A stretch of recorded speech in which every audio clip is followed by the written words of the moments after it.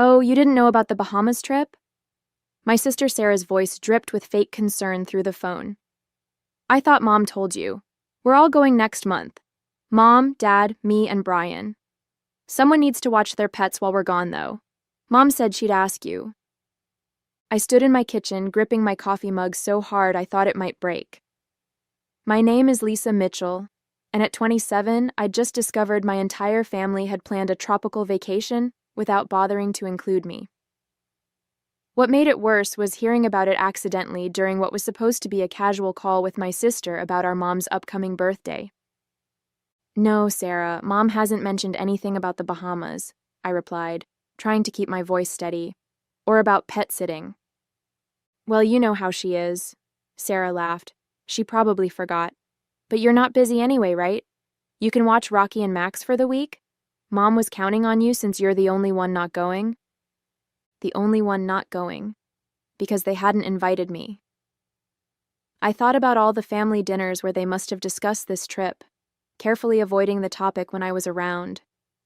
The whispered conversations that stopped when I entered the room suddenly made sense. The way my mom had been asking casual questions about my work schedule, even my dad's recent interest in whether I was seeing anyone, probably hoping I'd have weekend plans that wouldn't interfere with their pet-sitting needs. Later that evening, my mom finally called. Honey, I've been meaning to talk to you. We need a favor. Let me guess. You need me to watch the dogs while you're all in the Bahamas? The bitterness in my voice was impossible to hide. Oh, Sarah told you. Yes, it would be such a help. You know Rocky gets anxious at the kennel and Max needs his medication twice daily. We'll only be gone 8 days. I listened as my mom rambled about flight times and resort details, never once acknowledging that they'd excluded me from the family vacation. Not even a token, wish you could come, or maybe next time. She went on about the special food Rocky needed and Max's strict medication schedule, as if these details would somehow make up for the fact that they'd planned an entire family vacation without me. So you'll do it? She asked brightly. Your father already told the kennel we wouldn't need them, and Sarah's so excited. She found this perfect little resort with amazing snorkeling. You know how she loves the water. Of course he had. My family had always operated this way, making decisions that affected me without bothering to consult me first.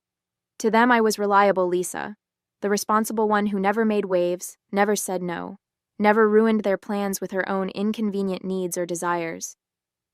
I'll think about it, I said quietly, already opening my laptop to a travel website. The pattern had started years ago.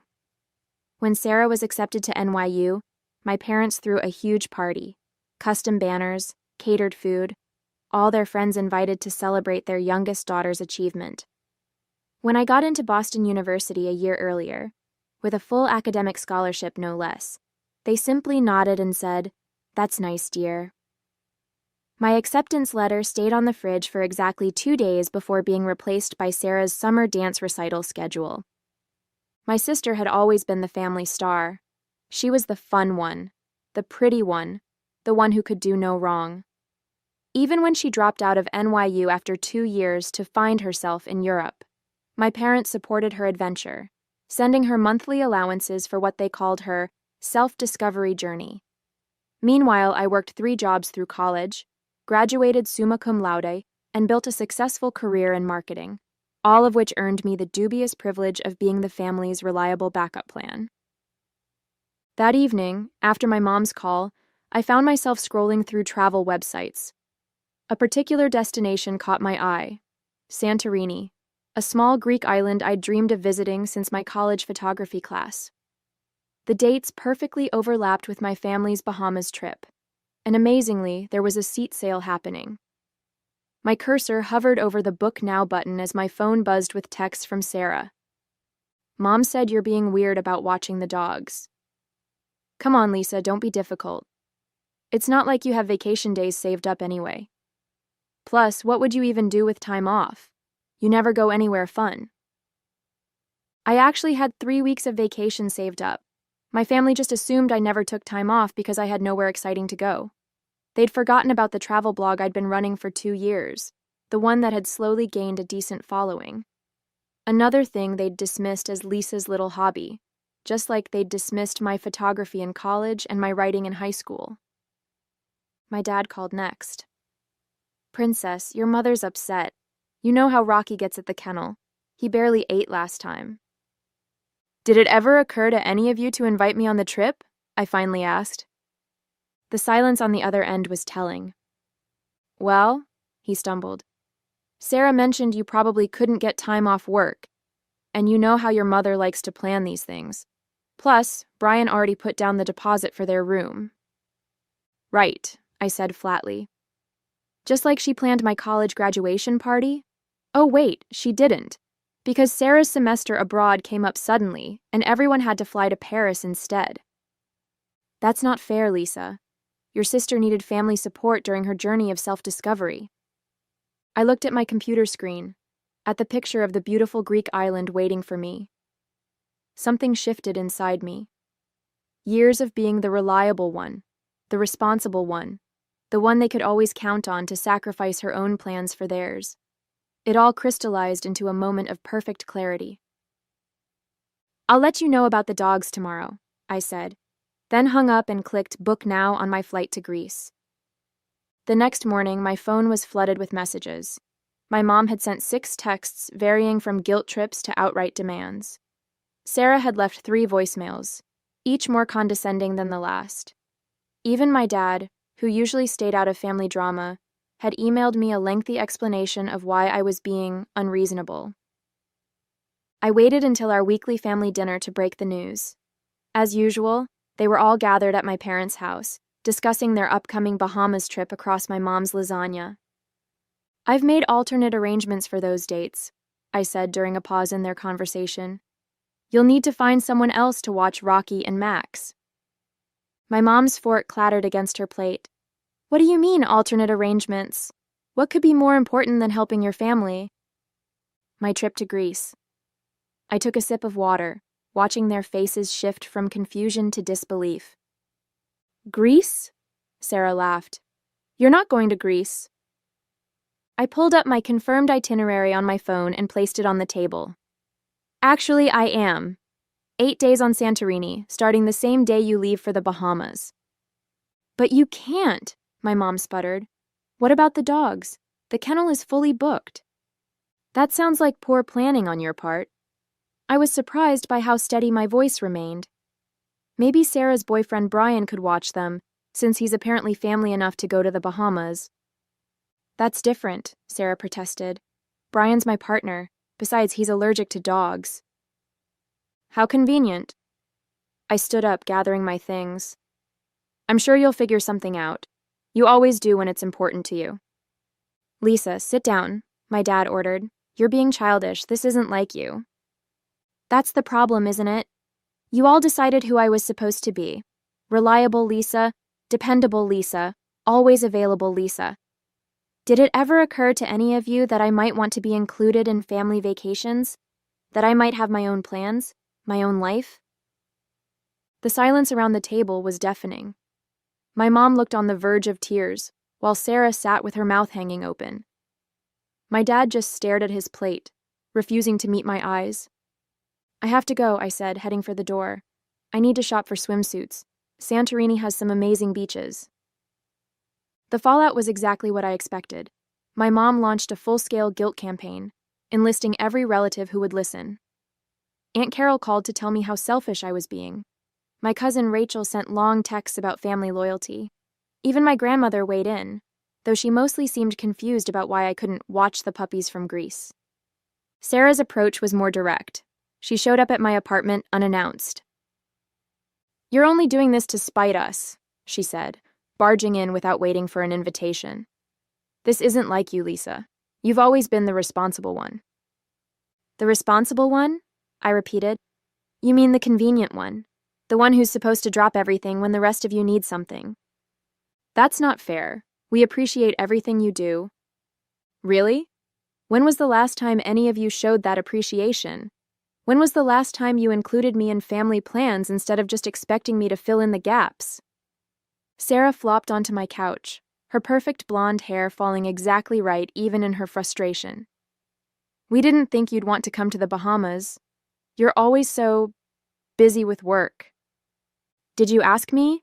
Did anyone bother to ask if I might want to join my family on vacation? Well, no, but nothing. You all made assumptions about my life, my time, my priorities. And you know what? You got so comfortable taking me for granted that you didn't even try to hide your Bahamas plans. That's how little you thought of me. Sarah's face flushed. Mom and Dad are really upset. They might have to cancel their trip if they can't find someone to watch the dogs. That sounds like a them problem, I replied, using one of Sarah's favorite phrases back at her. When did you get so cold? I'm not cold, I'm just done being the family doormat. I showed her my travel blog on my phone. See this?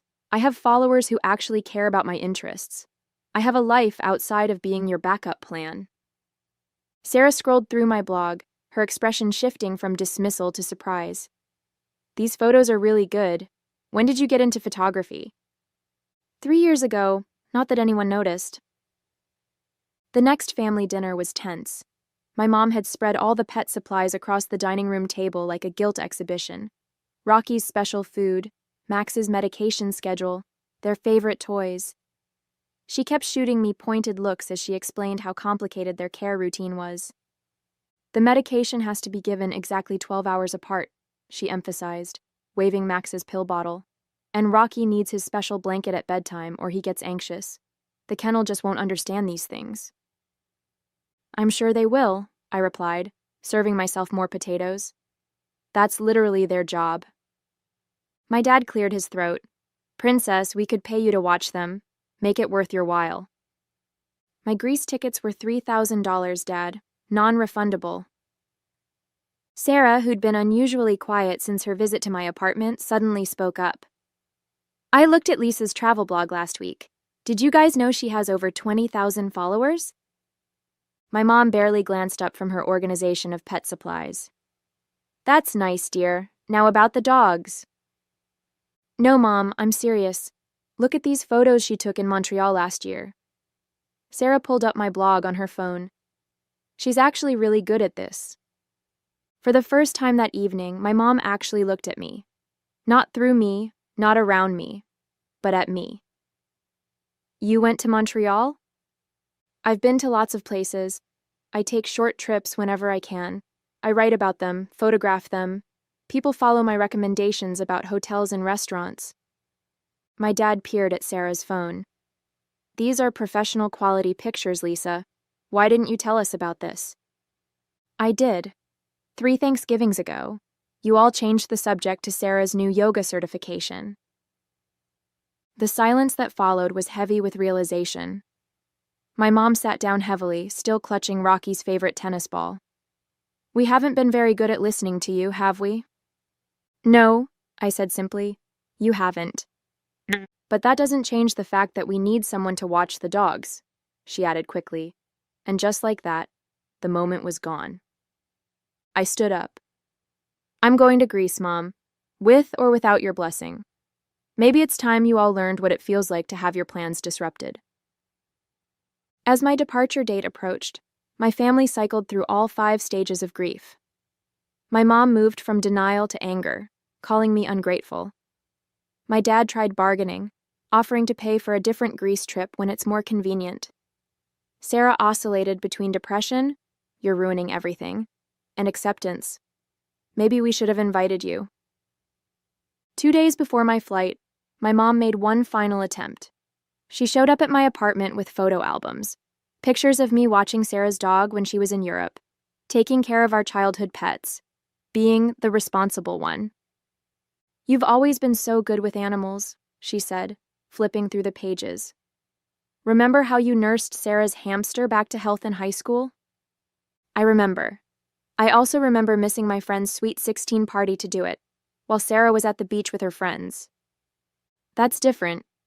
You didn't mind back then. No, Mom, I did mind. I just wasn't allowed to say so. She closed the album with a snap.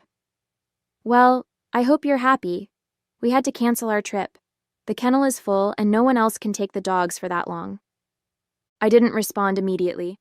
just pulled out my laptop and turned it to face her. On the screen was a message from my building's pet-friendly neighbor, Mrs. Chen, confirming she'd watch Rocky and Max for a fee. "I found you a solution," I said. "Mrs. Chen is retired, loves dogs, and lives 2 floors down. She's happy to do it for what you would have paid the kennel." My mom stared at the screen. But why didn't you tell us sooner?" "Because for once, I wanted you all to feel what it's like not to have me as your backup plan. To understand what it feels like when someone disrupts your carefully made plans without considering your feelings. That's rather petty, don't you think?" "No, Mom. That's rather human. And maybe next time you're planning a family vacation, you'll remember this feeling and think to include your other daughter." The morning of my flight, I woke up to a series of notifications. My mom had tagged me in a social media post, something she'd never done before. It was a picture from my travel blog, one I'd taken in Montreal, with a lengthy caption about how proud she was of her talented daughter, and how she couldn't wait to see the beautiful photos from Greece. Sarah texted immediately. "Mom's trying to save face with her country club friends. She's telling everyone she helped plan your Greece trip." I wasn't surprised. Image had always been everything to my mom. She'd probably realized that having a daughter with a successful travel blog was something she could brag about at her tennis club. But her attempt at public support didn't erase years of dismissal. My dad dropped by before I left for the airport, awkwardly holding a new camera lens. "Your sister showed me your blog," he said, holding out the lens. "I noticed you mentioned wanting this one for low-light shots. I thought maybe you could use it in Greece." The lens was exactly the one I'd been saving up for. Part of me wanted to refuse it, to show them I didn't need their belated support, but I saw something in my dad's eyes I'd never seen before, genuine interest in my passion. "Thanks, Dad," I said, accepting the gift. "Want to see some of the shots I plan to get with it?" He sat with me for an hour, actually listening as I explained about composition and lighting. He even pulled up my blog on his phone and followed it, right there in front of me. "You know," he said as he was leaving, "I canceled my share of the Bahamas trip. Told your mother and sister to go without me." "Dad, you didn't have to." "Yes, I did. Someone needs to watch the dogs properly, and Mrs. Chen might need backup." He paused at the door. "Plus, I want to see these Greece photos as you post them. Maybe you could teach me how to comment on a blog." That afternoon, as I boarded my flight to Greece, my phone buzzed with messages. Sarah had sent a surprisingly sincere, "Have a great trip, sis. Your pictures better be amazing." My mom had texted instructions for accessing their home security cameras so I could check on the dogs. Missing the point entirely, but at least she'd stopped guilt-tripping me. But it was my dad's message that brought tears to my eyes. "Just posted my first blog comment. Hope I did it right. Make sure to take care of yourself in Greece, not just your camera. Love, Dad." I settled into my seat, thinking about how sometimes it takes a dramatic gesture to shake people out of their established patterns. My family had spent years casting me in the role of reliable background character in their story. Maybe now they'd finally seen me step into the spotlight of my own narrative. Santorini was everything I'd dreamed of and more. Each morning, I woke up to spectacular sunrises over the blue-domed churches, spending my days photographing winding cobblestone streets and pristine beaches. My blog followers loved the daily updates, but what surprised me most were the comments from my family.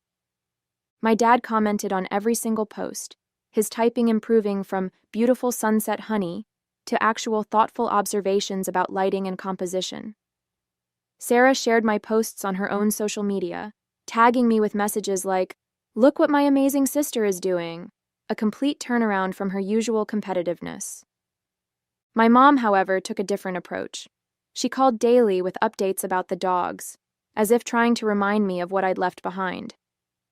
"Rocky misses you," she'd say, or "Max won't eat unless your father hand-feeds him."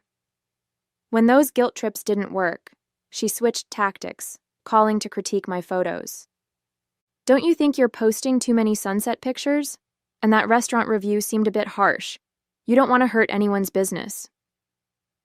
One evening, sitting at a cliffside cafe, I got an unexpected call from Mrs. Chen. "Your mother has been here 6 times today," she said, sounding amused. "She brings coffee and asks endless questions about my pet sitting experience. I think she's having trouble letting go of control." "I'm so sorry," I started, but Mrs. Chen laughed. "Don't be. I told her that after 40 years of teaching high school, 2 dogs are no trouble. She didn't like that much." That same night, my dad sent me a private message. "Your mother booked herself into a hotel for the remainder of their Bahamas trip. Says she can't enjoy herself knowing strangers are watching her dogs. Sarah's pretty upset about it." I felt a momentary pang of guilt, but then remembered all the times my plans, my needs, my desires had been dismissed for the sake of family harmony. My mom's choice to ruin her own vacation wasn't my responsibility. Instead of cutting my trip short or apologizing, I posted more photos. I wrote about solo female travel, about breaking free from family expectations, about finding your own path. The response was overwhelming. Hundreds of comments from people sharing similar stories, thanking me for inspiring them to stand up for themselves. My blog following doubled, then tripled. A travel magazine reached out about featuring my Greece photos. Sarah called to tell me that her yoga students were all following my journey, asking when I'd come teach a photography workshop at her studio. "You know what's funny?" she said. "I always thought I was the brave one going to Europe to find myself, but you're the one who really did it. You found yourself right under our noses, and we were too busy with our own drama to notice." On my last night in Greece, I sat on my hotel balcony uploading photos when my mom sent a surprising message. It was a picture of my old bedroom, now her home office, filled with framed prints of my travel photography. "I had your best shots professionally framed," she wrote. "Thought they deserved better than my social media reposts." Below that was a longer message. "I've been doing a lot of thinking while you've been gone. Your dad pointed out something I didn't want to hear, that we'd taken you for granted for so long, we forgot you had dreams of your own. I'm not very good at apologies, but I'm trying to do better at showing you I care." Mrs. Chen sent me daily dog photos, each one showing Rocky and Max being perfectly fine without my mom's hovering. The last one showed my dad teaching her how to use my blog, both of them smiling at the camera while the dogs lounged contentedly nearby. Sarah's final vacation photos from the Bahamas looked different from her usual carefully staged shots. "Trying to see things through your photographer's eyes," she captioned them. "Not as good as yours, but I'm learning to look deeper." Something had shifted during those 8 days. My family was far from perfect. My mom still sent daily texts about the dogs, my dad still struggled with technology, and Sarah still had moments of competitive jealousy. But they were trying. Sometimes that's all you can ask for. Not a complete transformation, but a willingness to see you in a new light. 6 months after my Greek adventure, my family gathered for Thanksgiving. The dining room walls now featured a mix of my travel photographs alongside our traditional family portraits.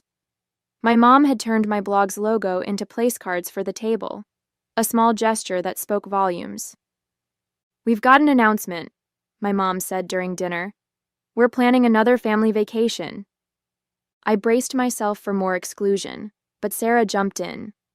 "And before you say anything, we want you to help plan it. Your blog followers loved your Greece content so much, we thought maybe you could work your magic on our next family trip." My dad pulled out a folder. "I've been researching photography tours in Italy. Thought maybe you could teach us a thing or two about taking better pictures than just selfies and dog photos.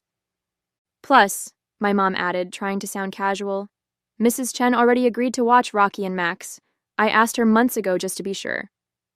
I looked around the table at my family, really looked at them. My mom, still controlling but trying to channel it differently.